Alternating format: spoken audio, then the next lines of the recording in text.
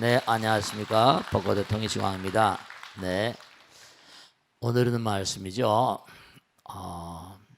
우리가 건강에 대해서 굉장히 관심이 많은데, 여러분 왜 그 테레비 같은 것도 마찬가지고 헬스클럽 같은 데 가면 뭐 남자분들이나 아령을 가지고 막 이러잖아요. 그죠? 그래 안 그래요? 네, 뭐 아령을 들고 뭐 역기도 들고 뭐 담벨, 바벨 같은 거 들고. 그런데 여러분들이 정말로 꼭 생각하셔야 될 게 이 팔 근육은 말이죠. 물론 운동을 많이 하게 되면 뭐 팔 근육이 왕성하고 강하고 그러겠죠. 근데 팔 근육에 한 몇 배나 되는 게 이 넓적다리나 이 허벅지 근육이에요. 그래 안 그래요? 중요한 거예요. 사람이 이렇게 서 있으려면 이 허벅지 근육과 다리가 튼튼해야 돼. 특히 뭐냐면 나이가 들게 되면 여러분이 무릎 퇴행성 관절이라고 그래가지고 여러분을 가만히 보세요. 중요한 게 있는데 우리가 이렇게 몸이 뼈가 말이죠. 딱 일직선으로 서 있는 게 아니잖아요. 전부 다 마디마디져 있죠. 요번에 저 뭐 추석 보내시면서 갈비 같은 거 드셔보신 분 계실까 모르겠다. 닭도 마찬가지. 닭고기도 보면요. 뼈가 매디매디마다 이렇게 뭐죠? 매디매디마다 연결돼 있잖아요. 찌거나 굽거나 무슨 끓이거나 이러면 그 연골분이 똑똑 떨어져요. 이렇게. 그 안에 이른바 관절액이 들어있거든요. 관절액이. 전부 다 조인트 시스템, 전부 다 연결돼 있어요. 전부 다. 전부 다 이게 연결돼 있다고. 매디매디마다. 그런데 중요한 건 뭐냐면 거기에 연골이 있는데요. 이 허벅지나 이런 다리 근육이 발달되면요. 이른바 말하면 이 연골이나 이런 부분들이 굉장히 뭐냐면 부담감이 덜 가요. 그 나이가 드시면 드실수록 뭐라 걸어야 되세요. 걸어야 돼요. 허벅지 근육은 이 손 이거 무슨 손 근육이 있잖아. 이두 뭐라고 그러나 이두박근 뭐라고 그러나 팔 근육에 될 게 아니에요. 몇 배나 되거든요. 허벅지가 중요하잖아요. 허벅지 근육이 발달해야 돼. 이 걷는 게 굉장히 중요한 운동이에요. 머슬 스핀들이라고 그래가지고 근방추란 말도 쓰는데 스님이 쓴 책에 나오죠. 근방추라고. 근방추가 뭐냐면요. 이 다리에 정말 중요한 거예요. 다리의 몽관이요. 이 다리의 모든 부분들이 두뇌하고 연결돼 있어요. 걷게 되면 저절로 머리가 맑아지는 기운을 느껴요. 중요한 게 뭐냐면 오늘 걷기에 대해서 좀 말씀드리겠는데 자꾸만 그러니까 제가 그러잖아요. 법당에 자꾸만 오고 가시고 말이죠. 이거 차 타고 다니지 마시고 가능한 한 제일날 같은데 사람 많이 올 땐 차를 갖다가 무슨 뭐 다 가지고 계시니까 운전 안 하실 수 없지만은 우리가 꼭 생각해야 될 게 뭐냐면요. 이 걷는다는 게 굉장히 중요한 건데 여러분들이 식물들은 말이죠. 식물들은 뇌가 없어요. 그래 안 그래요? 식물들은 뇌가 없어요. 동물들만 뇌가 있어요. 움직이지 않는 존재들은요. 뇌가 썩어요. 움직이지 않는 존재들은 뇌가 필요가 없거든요. 뇌는 이게 신경세포라고 그래가지고 온몸에 펼쳐져 있는 모든 신경세포의 총사령부예요. 이거. 그러니까 여러분이 치매가 빨리 오는 사람들이다. 나이가 들면 들수록 두뇌세포의 퇴화 속도가 빨라져 버립니다. 이른바 두뇌세포의 노화 속도를 좀 늦춰야 돼요. 여러분죠? 레오나르도 헤이플릭이라는 유명한 이 미국의 학자가 있는데요. 이 사람이 보니까 참 재미나고도 무서운 연구를 했어요. 모든 세포가 딱 한 번 엄마 뱃속에서 나온 다음에 있잖아요. 이게 기가 막힌 게 50번 내지 60번 분열하면 그냥 저절로 그 세포가요. 자기 정지를 멈춰버린대요. 그러니까 여러분의 모든 세포들은요. 어떤 문제가 있는 거 아니? 아무리 오래 살고 싶어도 세포 분열이 50번 내지 60번 미만으로 끝나버려요. 근데 젊을 때는 뭐냐면 이 세포가 분열 속도가 느려요. 나이가 들면 들수록 분열 속도가 빨라지니까 어떻게 되죠? 그러니까 나이가 들면 들수록 빨라지니까 노화 속도가 빨라져가지고 쓰러지는 거예요. 젊을 때는 어떠냐? 젊을 때는 대체로 뭐라? 운동을 왕성하게 하잖아요. 많이 움직이잖아요. 그게 많이 움직이니까 이른바 말하면 세포들도 어떻게 돼요? 활성화되니까. 구른 돌은 뭐라? 이끼가 끼지 않습니다. 노폐물도 덜하고 말이죠. 배설이 잘 돼요. 근데 움직이질 않으면 어떻게 되겠어요? 문제가 생겨버려요. 노폐물이 쌓이면서 내가 별로 소용이 없나 보다. 이게 뭐냐 하면 세포는 자기를 막 운동시켜 죽을 때 말이죠. 그때 신나는 거 아니에요. 그때 활성화되는 거예요. 그때 두뇌도 활성화돼요. 나이가 들면 들수록 세포의 노화 속도가 빨라져 버립니다. 그러니까 여러분이 나이가 들면 들수록 그러니까 운동을 하면 할수록 뭐라? 세포의 노화 속도가 느려진다는 연구 결과가 나와 있어요. 운동이 보약이에요. 세포의 노화 속도가 느려져 버려요. 노화가 뭐라? 훨씬 더뎌진단 말이에요. 그러니까 유명한 걷기 철학자, 지금 살아있으나 뼈로 쌍소라는 사람 있죠. 걷게 되면은 천천히 걷잖아요. 걷게 되면 뭔가 하니 모든 물상이 뒤로 물러가면서 새로움을 선물한다. 그죠? 여행이 나거나 걷는 걸 왜 좋아합니까?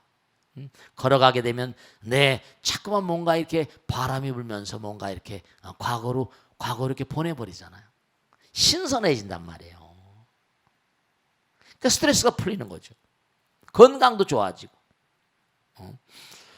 그러니까 우리가 이 걷는 것만 가지고도 말씀이죠. 정말로 걷는 것만 가지고도 굉장히 건강이 좋아지고 노화가 뭔가 방지가 되고 치매가 예방됩니다. 학자들 따르면 주 5일 동안 하루에 1시간씩 주 5일 동안 하루에 1시간 정도씩만 걸으면요. 이게 어떻게 된 거 아니? 한 석 달 정도 계속하면 복부둘레가 한 3cm, 2cm 정도 빠진대요. 몸무게가 한 1.5kg 이상 빠지고요. 학자들이 조사한 거예요. 그냥 걷는 것만 가지고. 너무 무리하게 나이 들면 너무 무리하게 운동하지 마세요. 무리하게 운동하지 마세요. 그러니까 우리가 삶을 도모하면서 꼭 명심하실 게 식물엔 뭐라? 뇌가 없다. 중요한 걸 말씀드릴게. 절에 나오시는 게 몸과 마음의 운동이에요. 부처님 말씀 이렇게 들으니까 뭐라? 몸도 뭐라? 신진대사, 마음도 신진대사가 되잖아. 우리 마음도 먹어야 산다니까. 몸도 먹어야 살지만 마음도 먹어야 살아요. 근데 여러분이 매일매일 살면서 마음 가운데 영적인 자양분, 정신적인 자양분을 얼마나 공급을 하세요? 이 법고대통을 보는 것도 정말 중요하지만 마음 가운데 자양분이 또 중요하잖아요. 영적인 자양분이 중요해요. 우린 이른바 말하면 빵만으로 살 수 없다고 그러잖아요. 그러니까 몸도 마음도 같이 가셔야 돼요. 왜 기도가 중요하고 참선 중요하고? 왜냐하면 진짜 중요한 거 말씀드릴게요. 왜냐하면 우리가 매일매일 살아가면서 말하고 생각하고 행동할 때마다 전부 다 뭐죠? 이기적인 마음 투성이잖아요. 나밖에 모르잖아요. 그런 마음들을 본뇌라고 그래요. 이우주는요, 명심하실 게 하나 있다. 내가 남에게 베풀려고 하면요, 부처님께서 꼭 주십니다. 제가요, 우리 복지관에 있는 직원들하고 사회복지사들하고 회의를 합니다. 똑똑한 애들이거든요. 다 정규대학 나오고 사회복지사, 자기가 일생 동안 사회복지사로 봉사하겠다. 스님 참 이상해요. 제가요 뭐가 꼭 있어야 되겠다 싶어서 mon고하니 이게 좀 필요한데 어떻게 할까 하면 그게 꼭 자기 손에 쥐어지더래요. 정말 이상해요 스님. 그러더라니까요. 필요한 건 꼭 부처님이 주시나 봐요. 이러세요. 남에게 베풀 마음을 가지면요, 부처님은 나보다 나를 더 잘 아십니다. 여러분이 진짜 말씀이죠. 하면 참 안타까운 거야. 한번 생각해 봐요. 부처님 말씀에도 그런 게 나오거든. 뭐냐면 미래를 위한 최선이 무엇인가? 미래를 위한 최선이 뭐예요? 미래를 위한 최선은 오늘을 위한 최선이 미래를 위한 최선이래요. 오늘 위한 최선의 말과 생각과 행동이 내일을 위한 최선이라는 거예요. 그럼 내가 오늘 위한 최선이 뭘까? 부처님께서 원하시는 건 뭐예요? 내 마음 가운데 많은 사람들을 사랑하고 말과 생각과 행동 가운데 부처님의 마음이 깃들어 있으라는 거 아니에요. 내가 뭔가를 잠깐 베풀려고 하면요. 아까 우리 사회복사님 말씀하셨잖아요. 스님 꼭 내가 누구에게 뭔가 이렇게 하려면 꼭 그게 손에 들어와요. 이렇게. 부처님이 주세요. 그러니까 나만을 위한 그런 삶이 아니라 그냥 법당에 나오신 부처님 말씀 공부하고 그러니까 몸과 아니 무량복덕이라고 하죠. 그러니까 몸과 마음도 프레시해지는 거예요. 법당에 나오시고 뭔가 부처님 말씀 듣고 기도하시고 마음을 비우고 말이죠. 하루 온종일 살아가고 한 달 내내 살아가는데 과연 내가 내 마음을 비울 수 있는 그런 시간, 내가 한 푼을 누구한테 베푸는 것도 이것도 굉장히 중요한 그런 거죠. 마음을 비우는 거잖아요. 우리 전부 다 끌어들이는 투생인데 내가 몸을 내려놓는 거. 정말로 이러면 좀 어떻게 생각할지 모르겠지만 내가 큰 마음을 내고 우리 아들 딸들 위해서 뭔가 불살해야 되겠다. 우리 아들 대학교 입학시험 합격으로 불살해야겠다. 마음을 그것도 비우는 거예요. 끌어들이려고만 하던 마음이. 내가 법당에 나와서 나 할 일도 바쁘지만 봉사해야 되겠다. 내 마음, 여러분이 내가 귀찮아요. 참 안타까워요. 정말로 안타까워요. 그러니까 우리가 자꾸만 걷는 것도 비우는 거예요. 걷게 되면 마음을 텅 비우고 걷잖아요. 그러니까 걷는 곳에 말이에요. 걷기 철학. 걷는 곳에 뭔가 하니 마음의 즐거움이 옵니다. 신선한 거예요. 나를 비우는 거니까. 염불하고 절하고 이게 다 마음 비우는 거예요. 보시하고 다. 육바람 이런 게 다 마음 비우는 거예요. 보시, 치계, 욕심 내려는 거죠. 인욕, 욕 때문에 먼저 참는. 내가 잘못했어요. 정진, 선정, 지혜. 그런 사람들에게 지혜가 깃드는 거예요. 그러니까 우리가 삶을 도모하면서 그 희대의 작품들을 뭔가 남긴 사람들은 전부가 다 마음이 비워졌던 사람. 정말로 자기 나름대로 어떤 비결을 가지고 있었다고 한다면 끊임없이 숲을 속을 산책하면서 위대한 철학자뿐이 아니에요. 위대한 음악가들 독일을 가게 되면요 하이든이라거나 슈베르트라거나 전부가 다 그 마을 생가들이 숲 속에 들어 있습니다. 하나만 숲 속에 들어 있어요. 한결같이. 걷기도 뭔고하니 그게 명상이 되는 이유가 걸으면 다 내려놓거든요. 왜 마음을 비우라고 하는 줄 아세요? 자꾸만 끌어들이려고 하니까 끌어들이는 것 자체가 상대성이거든요. 내가 자꾸만 뭔가 상대성을 끌어들이려고 하니까 상대성의 세계는 뭐예요? 수명이 짧지. 시간과 공간의 세계 속을 자꾸만 헤엄치잖아요. 오래 못 사는 거예요. 왜 마음을 비우게 되면 세포의 노화 정도가 약화되는가?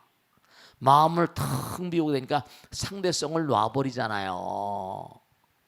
그렇습니까? 안 그렇습니까? 한 상식적으로 생각해봐. 스님 말씀이 틀리나 안 틀리나? 이 부처님 말씀이죠. 내가 마음을 텅 비우니까 시간과 공간이 녹아지는 거예요. 시간과 공간이 녹아지니까 자연이 어떻게 되겠습니까? 자연이 부처님과 하나가 되니까 모든 세포들이 자연으로 돌아가. Return to nature. Return to Buddha. 본래 그 자리로 돌아가는 거예요. 왜 60억 개나 되는 세포들이 60억 개나 되는 세포 유전자들이 우리 몸에 수백 조 세포가 있습니다. 불가사의하잖아요.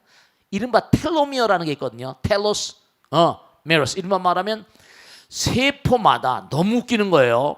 세포마다 그 세포의 맨 끝부분에 텔로미어라는 게 달려있는데 이 텔로미어가 뭔고 아니요? 네, 그 세포의 분열의 어떤 그런 횟수를 결정짓습니다. 그게 점점 이 세포가 가면 갈수록 짧아지는 거예요.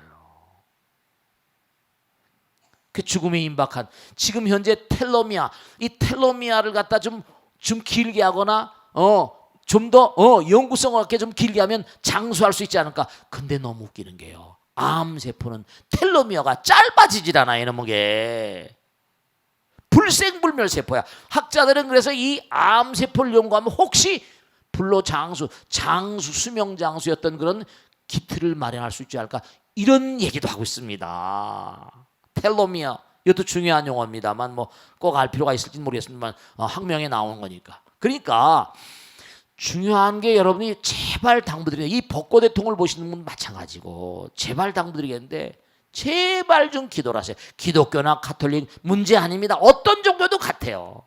마음을 비우시는 거예요. 그래야지 내가 마음을 비워야지만 시간과 공간이 떨어져 버린 세계로 들어가 버립니다. 이 제사 지내고 기도하는 거 다 마찬가지예요. 시간과 공간이 떨어지면 영원성의 세계잖아요. 영원 속의 세계에 들어가면 뭐라? 내 몸에 있는 세포들도 그걸 알아요. 아, 그래, 네가 쉬는구나, 나도 좀 쉬어야겠구나. 그러니까 그동안에 망가진 부분을 수선해야 될까. 수선할 시간이 있어야 되잖아요. 망가진 부분을 수선할, 우리 몸에 순환을 어떤 시스템이 있거든요. 폴리머레이즈, 텔로머레이즈라든지 특수한 효소가 있어가지고 몸에 손상된 부분을 수선을 하는데, 매일같이 욕심부리고 화내고 짜증내고 이러면 어떻게 되겠습니까? 그러니까 이게 뭔가 아니 문제가 심각한 거예요. 그러니까 모든 걸 다 놔두고 걷는다는 게, 이게 몸의 건강에 너무 좋고, 괜히 제가 당부드리잖아요. 괜히 자동차 좋은 거 뽐내지 마시고, 진짜입니다. 제일날 같은 데는 말이죠, 한번 법당에 걸어와 보세요. 뭐 남들처럼 말이죠, 대중교통도 좀, 자기가 무슨 죽으면 썩어질 건데 마을 버스도 타시고 말이죠, 좀 걸어보세요. 걸으면 건강하자, 걸어서 가세요. 옛날에도 그런 노래가 있었지만 진짜거든요.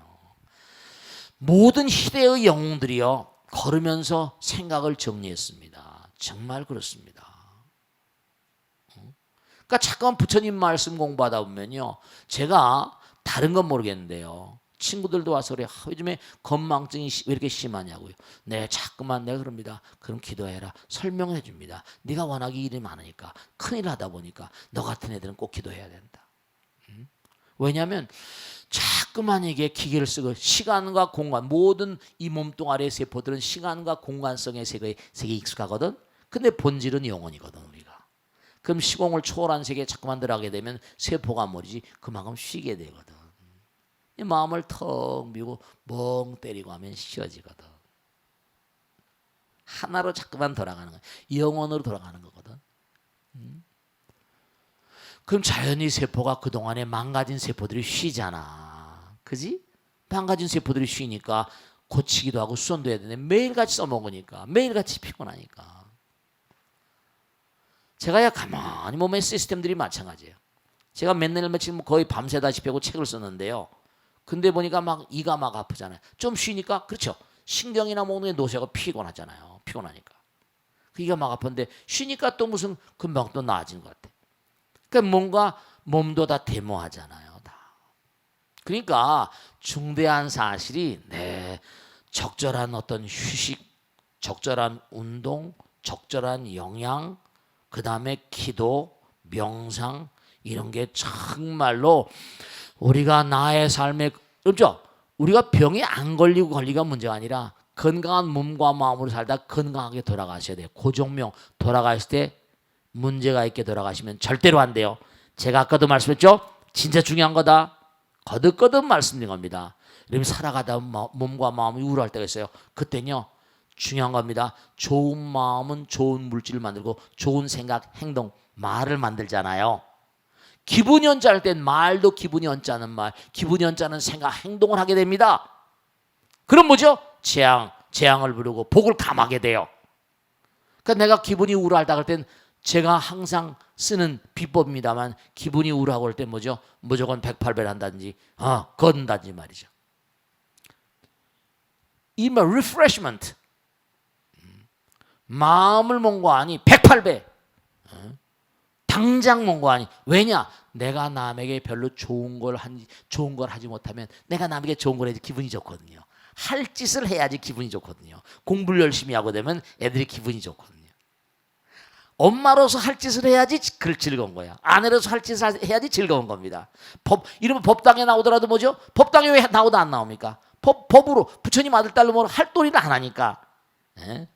스님 복임이 안 하고 부처님 복임이 안 하니까 안 나오는 거예요. 그러면 결국 자기 손해예요. 중요한 사실은요, 내가 기분이 우울할 땐 내가 부처님 전에 할 도리를 못했구나. 108회라도 열심히 해야겠구나. 참여합니다. 이래서 기분 전환을 한 다음에 말하고 생각하고 행동해야 됩니다. 그렇지 않으면 절대적으로 말과 생각과 행동이 씨가 되기 때문에 재앙을 불러오는 씨를 뿌리게 돼 있습니다. 기분이 나쁠 땐 어떤 일도 말이죠. 네, 이거 아주 기분이 날 땐 아내에게도 말하지 마세요. 남편에게도 함부로 말하지 마세요. 행동도 함부로 안 하면 돼. 그럼 상대방에게 전이가 되고 영향력을 행사합니다. 말이 뭐라? 말이 아니라 말은 전파수단이거든요. 정말로 우리가. 그리고 정말로 뭐 마음이 우울할 땐 지금 걸으세요. 걸어봐. 터덜터덜 걸어보세요. 텅 비우고 터덜터덜 좀 걸어보세요. 걸어보시라고. 그러면 정말 여러분의 몸과 마음 가운데 뭔가 새로운 어떤 그런 신선한 바람이 흘러들어와요. 아까 말씀드렸죠. 존 밀턴이라거나 이마누엘 칸트라거나 키에르케고르라거나 프리드 니체라거나 장작 루소라거나 이 전부가 다 걸으면서 기분을 리프레시먼트 하면서 새로운 세계로 한 걸음 두 걸음 걸어가신 분들이세요. 정말 꼭 당부드리겠는데 여러분들 꼭 명심하실 것은 여러분 항상 기분을 신선하게 리프레시먼트, 기분을 항상 뭐라? 즐겁게 명심하실 건 꼭 명심하세요. 내 마음이 왜 우울할까? 내가 상대방에게 부처님께 내가 할 도리를 다하면 저절로 즐거워집니다. 내가 누구에게 베풀어 봐. 저절로 즐거워지잖아. 내가 할 도리를 잘 못했기 때문에 내 마음 가운데 부처님께서 나를 먼저 질책하시는 거라고. 절대로 우울할 땐 당장 엎드려서 부처님 잘못했습니다. 참회하고 108참회해요. 지금 걷고 말이에요. 법당에 우리 앞에 있는 보살님 있잖아. 안양보살이지. 저 보살은 매일 법당에 나서 얼굴 식은 것이 점점 얼굴 좋아지지 않아. 내가 보면 거의 매일 나오시는 것 같아. 그러니까 사람이 삶이 말이죠. 네, 그래요. 부처님과 더불어 살아가는 그런 삶이 정말 중요한 거고 걷기는 그 일환이다 이런 말씀. 피에르 쌍소만을 맡아. 아시겠죠?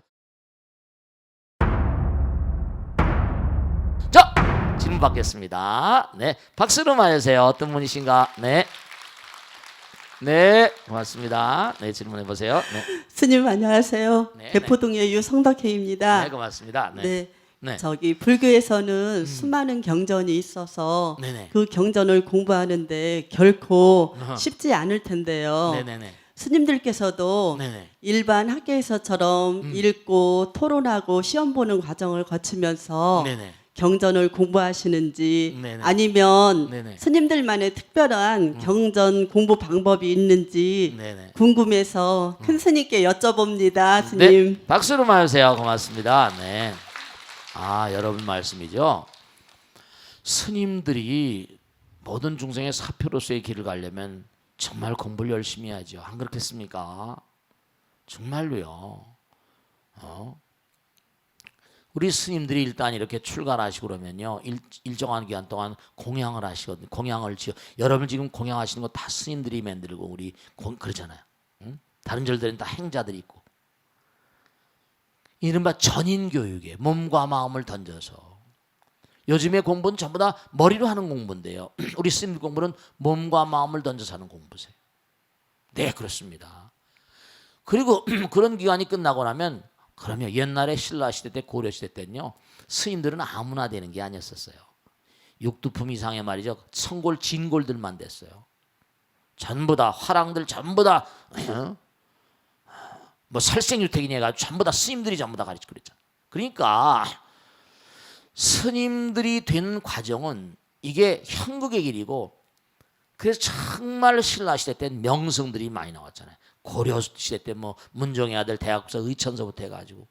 근데 이게 이제 이른바 말하면 무슨 그렇죠. 스님들이다 보니까 뭐 100% 성인군자 아니다 보니까 여러 가지 어려운 문제도 있고. 근데 조선시대 들어오면서 잘 아신 정도전이라는 사람이 불시자편이 뭐 해가지고 물론 폐해가 없던 것도 아닙니다만 이제 여러 가지 뭐 그런 건 다 놔두라도 그래서 조선시대가 계속되면서 500년 동안 불교가 탄압됐잖아요.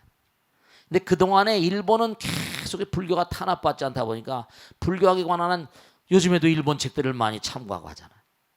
우리 스님들이 지금도 이제 행자기간이 끝나면 삼인이계를 받고 이제 강원을 다니고 또 선원을 다니고 유론을 다니고 계속 공부하십니다. 그러니까 이게 뭐냐면 요즘 시대는 중요한 게 하나 있어요. 제가 이렇게 쭉 하면서 느끼는 건데요. 역시 공부를 해가지고 중요한 거예요. To know is one thing. 아는 것과 to teach is another. 남에게 전달하는 건 전혀 뭐라? 별개 문제예요. 부처님도 변제무예라고 했거든요. 이게 자꾸만 수련이 되고 이른바 말하면 교회나 참 이게 안타까운데요. 성당의 신부들 신학대학 같은 데는요. 어떻게 되는 거 아니? 이게 적어도 거기 목사님 되는 신부님 되는 대학을 졸업하면요. 교생 실습 비슷하게 사범대학 나와도 교생 실습 있잖아요. 그럼요. 교생 실습 비슷하게 해가지고 전부 다 뭐냐면 이른바 성당에 가서 보좌 신부라든지 뭐 쫄병 신부 뭐 복사라든지 해가지고 목사님 밑에 가서 일하면서 계속 훈련을 받아요. 그러면서 뭔가 아니 법회를 어떻게 하고 뭐 설교를 어떻게 하고 뭐 어떻게 하는지 운영 방법이라거나 이른바 교생 실습을 철저히 하는데 그들은 뭐냐면 스님들은 이른바 수행이 굉장히 중요하죠. 우리 조계종은 특히 뭔가 아니 뭐예요? 선종이기 때문에 선을 위주로 하다 보니까 산중에서 깨닫지 못했는데 어떻게 얘기하냐 이러니까 이른바 말하면 수천만이나 넘는 신도들이 말이죠. 제대로 된 일은 제대로 된 말이에요. 이 방송이 그래서 스님이 30년 동안 이 방송 안 했잖아요. 오고 싶으면 오고 가고 싶으면 가라. 근데 뭐라? 이게 도저히 안 되겠는 게 방송이 지금 매스미디어가 너무 중요한 시대니까 또 벚꽃 대통령을 보고 너무나 좋아들 하시니까 그러니까 중대한 사실이 뭐냐면 스님들이 밖에 나와서 야에서 법당에서 역으로 온데 뛰려고 한다면 일정한 기간 철두철미하게 훈련을 시켜야 된다. 훈련을 시켜야 돼요. 학교 선생님들도 교생 실습을 하잖아요. 제대로 공부가 되지 않은 채로 설린 채로 이렇게 나오게 되면 여러 가지로 뭔가 아니 요즘에 신도들이 너무 공부를 많이 하거든요. 그래서 우리 스님들의 시스템은 옛날에 고래 아주 전인적인 시스템 밥도 하고 뭐 행자생활도 하고 아주 좋은 시스템인데도 불구하고 현대적인 어떤 흐름 같은 거 또 하나 문제가 되는 게 요즘에 스님들이 된 숫자가 너무 적어요. 요즘에 신부들도 굉장히 없다네요.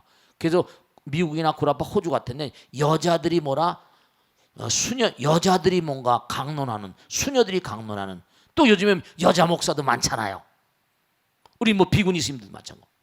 그래서 뭔가 자꾸만 말이죠.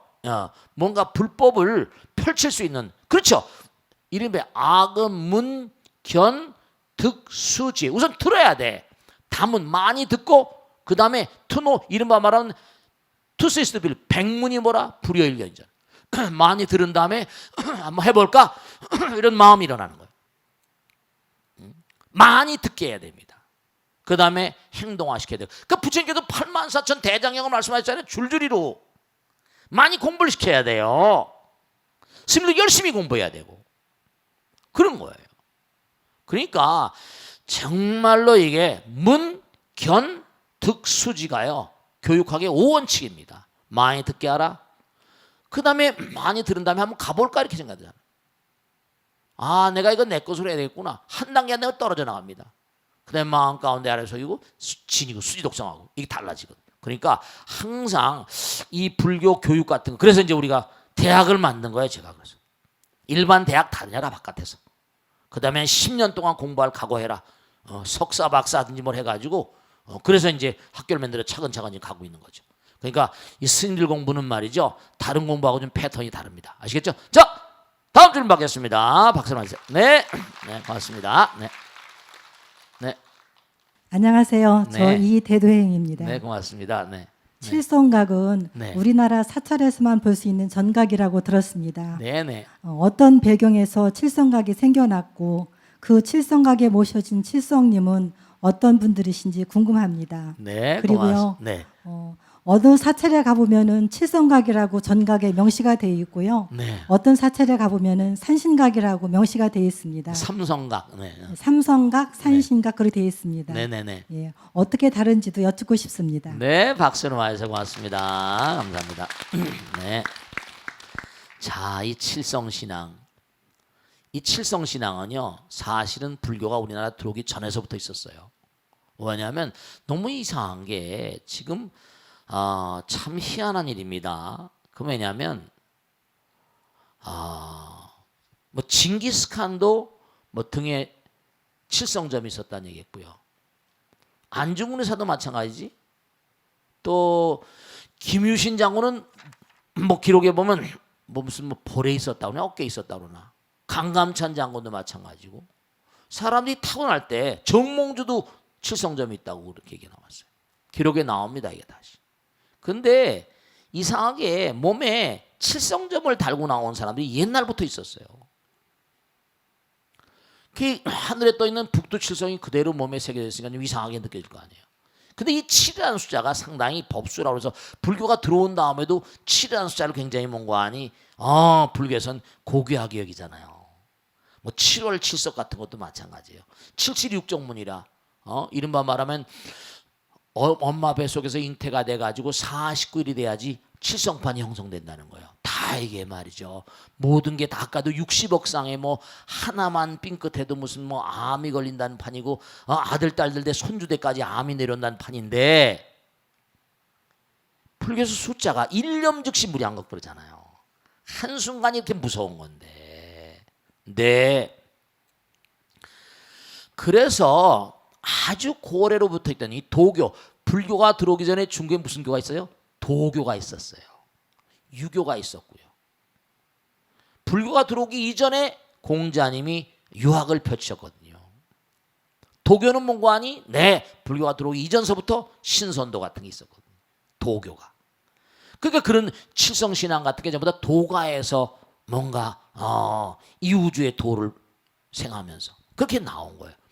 그래서 이른바 말한 불교가 칠성신앙을 수용하면서 칠성각을 모시게 되고 칠성각, 산신각, 무슨 뭐 독성각 이렇게 큰 절들은 각이 세 군데 있는 데가 있고 그 다음에 그거보다 규모가 작은 절은 삼성각이라고 해서 산신님과 칠성님과 뭐죠? 그 다음에 뭐요? 독성님을 같이 모신 것도 있고 이래요. 아시겠죠? 그래서 이른바 말하면 약사회를 우리가 약사회를 대부분 모셨잖아요. 그러니까 대체로 7이라는 숫자는 이 사무가 관계가 있죠?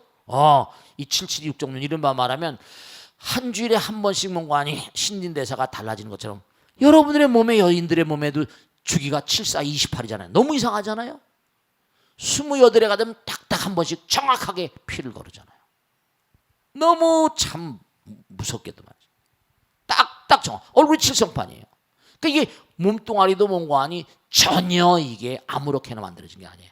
그래서 수명 장수하고 이게 이른바 한 분 한 분은 이 칠성신앙을 열심히 봉독하고 따라가고 약사일의 신앙과 연결되면서 약사일의 그 칠성님을 보통 한 칠성신앙, 칠성각 그러지만 그게 확장이 되면서 약사일의 칠불이 된 거예요.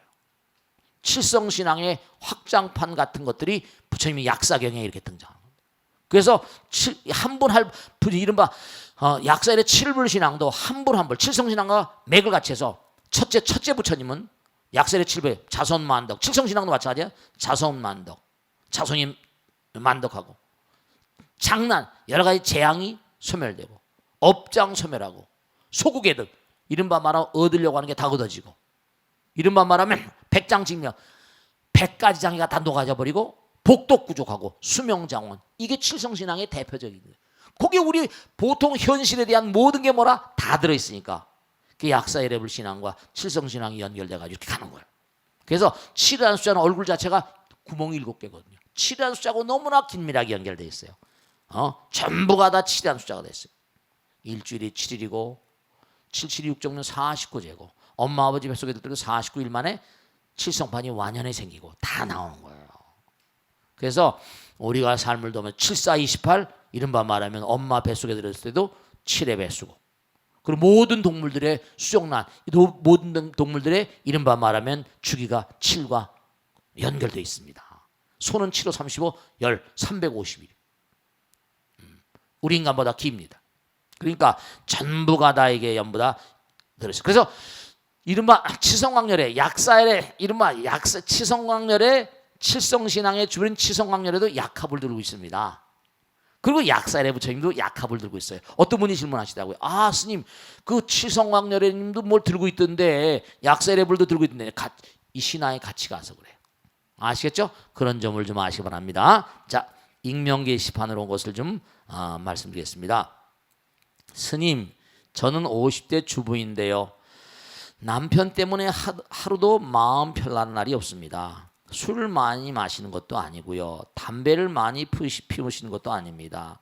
한눈을 파시는 것도 아니에요. 성실하게 일 열심히 하는 평범한 가장이십니다.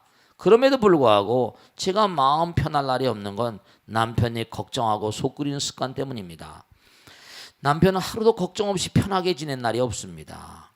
유학가 있는 딸과 전화 통화를 해서 목소리가 조금만 힘이 없어도 무슨 일이 있는 건 아닌가 애를 태우는데요. 그렇게 애를 태우기 시작하면 식욕이 없다고 하고 제대로 먹지도 않았는데 소화가 안 된다고 하고 밤에 잠을 못 자고 밤새도록 들락날락합니다. 그러거나 말거나 나는 마음 편히 살아야 되겠다고 다짐해보지만 옆에서 그렇게 애를 태우고 있으면 저도 마음이 불편해지고 예민해집니다. 남편도 제대로 먹지 못하고 자지 못하니 당연히 몸이 힘들 거고요. 그 힘든 걸 짜증으로 제게 풀어냅니다. 모든 걸 걱정하고 또 걱정하는 남편의 습관 어떻게 하면 좋을지요. 스님의 가르침을 청합니다. 이런 보살님 공부를 안 해서 그래요. 한마디로 우선 당장 제가 누누이 얘기하잖아요. 남편이 그러면 뭐죠? 제가 얘기했잖아요. 정말 중요한 건데요. 어떤 사람은 혼자 이렇게 앉혀놨어요. 그죠? 뇌파를 측정했습니다. 뇌파가 전혀 다르겠죠? 얼마 있다 전혀 낯선 사람을 옆에다 갖다 놨어요. 시간이 지나가는 겁니다. 50분, 1시간. 이른바 레조넌스라고 해서 두뇌 뇌파가 점점 닮아가는 겁니다. 이보살님이 이보살님의 죄도 큰 거예요. 이보살님 자기가 자기 죄인지를 몰라 지금 이거. 왜냐? 중요한 건 어리석으니까 남편 탐망만 하고. 중요한 건 뭐냐면 이보살님이 법당에 나오시고 어떻게 생활할지 모르겠지만 기도를 하셔야 돼요. 매일같이 사는데 자꾸만 남편 탓만 하고 자기도 거기에 부안에도 가면 이게 똑같아집니다. 자기도 희생자가 돼요. 모든 파동은 삼각함수에 나오잖아요. 합성이 되는 거예요. 파동함수라는 게 있잖아요. 남편이 그러면 이보살님이 오랜 세월 동안 제대로 신앙, 불자로서의 삶을 안 살아온 거예요. 남편이 그러면 당연히 이거 기도해야 되겠구나. 자꾸만 기도하면 남편의 파동이 공명이 돼서요. 마음이 편해집니다. 이러면 해결책이 어떤 사람은 어떻게 해결할지 몰라. 이게 안 되는 거예요. 어디 가도 해결하겠습니까? 그거? 중요한 건 우리 몸과 마음에 나온 파동은 동의보감 얘기 항상 하잖아요. 부부가 5년 이상 살면 뭐라? 5년 이상 살면 뭐라? 목소리도 모두 닮는다고 하잖아요. 파동이 닮아서 그런 거예요. 아니 아까 말씀드렸는데 아버지가 암이 걸리는데 아들도 암이 걸린 판인데 유전자 코드가 이상이 와가지고 흘러내 유전이라니까. 그러니까 남편이니까 자꾸만 부안해동하다 보니까 이게 안 되는 거예요. 아내가 마음이 편하고 쿨쿨 자면 자기도 어떡하겠어요? 자기도 할 수 없이 자야지. 그러니까 여보 마음 편하게 가져. 알았지? 왜 그래? 걱정도 팔자다. 이러고 잠만 자면 돼요. 걱정도 팔자로. 걱정한다고 해결이 돼. 여보 잘 있어. 내가 보니까 기도하니까 잘 있대. 내가 보니까 말이야 다 보이거든. 이래가면서 말이야 마음으로 다 통하거든. 기도하면 다 편안하게 잘 걱정하지 않아도 괜찮아. 괜히 거기다가 말이야 자기도 한수 더 넣고 이러다 보니까 이게 문제가 생기는 거예요. 이 보살님 자체도 또 문제예요. 이게. 그러니까 이 우주의 모든 건요 서로 파동으로 돼 있습니다. 이 끼리끼리 만나는 거예요. 다. 이 보살님 자체도 지는 이렇게 써왔지만 자기 이렇게 써왔지만 자기 마음을 또 좀 돌아보란 말이에요. 자기 마음을. 자기 마음의 자세를 바꿔야 돼요. 그래서 뭔가 기도하고 정진하고 네. 중요한 건 뭐예요? 왜 이렇게 자꾸만 막 불안하고 그러겠습니까? 생각해 보세요. 보리살타 의반야바람일다. 고심모가에 무가이고 무유공포. 사람은 누구나가 다 어리석기 때문에 두려운 거예요. 내일을 모르잖아요. 멀리 보냈는데 두렵지 않겠습니까? 딸내미네. 이거 뭐 딸내미라고 그러잖아요. 어떨까? 그냥 애비된 마음으로. 그러니까 이분은 굉장히 치밀하고 성실하고 다 착하고 좋은데 다만 하나 뭐냐면 그런 스타일로 인생을 살아오다 보니까 생각의 파형이 뭐죠? 네, 정말로 대단히 진폭이 짧다 보니까 이런 분들은 뭐라 옆에서 파동이 긴, 좀 눅진하고 말이죠. 기도하는 마음으로 자꾸만 그래야지 공명에 대해서 점점 쉬워집니다.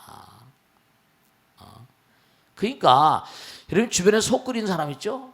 그런 사람 정말로 여러분이 스스로 아무 말도 하지 않고 그냥 스스로 108 남편이 떠들거나 말거나 108배 옆에 다 여보 내가 당신 화내지 말라고 당신 짜증 말라고 108배 한다. 남편 되고 108배 해봐. 남편을 부처님으로 모셔봐봐. 점점 부처님 된다니까. 당신이 자꾸만 걱정하니까 말이야. 내가 당신 걱정하지 말라고 당신 마음에 있는 부처님한테 내가 당신한테 하는 게 아니야. 당신 마음에 있는 부처님한테 내가 평쾌해달라고 기도한다 이러면서 말이야. 우스개가 아니라고요. 이게 지금 뭐가 문제인 거 아니? 보살님 자신이 지금 기도하는 자세로 살고 있지 않다는 증거예요. 딱 보면 알잖아요. 그러니까 어리석음이 항상 두려움으로 등장하기 때문에 어리석음을 깨야 돼. 부처님께 턱 맡기는 거죠. 여보 생각해봐. 당신이 걱정 안 해도 부처님이 걱정하신다. 부처님이 다 돌봐줘. 아 우리 애가 어떻게 잘못될 애야. 아니야 걱정하지 마. 내가 보니까 다 잘하고 있으니까 자 우리 잘 되라. 안 되는데 안 되는 이러면 더 안 되는 거고 안 되는 쪽으로 생각하면 안 되는 거 가는 거야. 자 되면 되는 거고 뭐라 안 되면 안 되는 거니까 자꾸만 걱정하면 더 나쁜 일이 생겨. 왜 바보같이 그래? 이래가면서 말이지.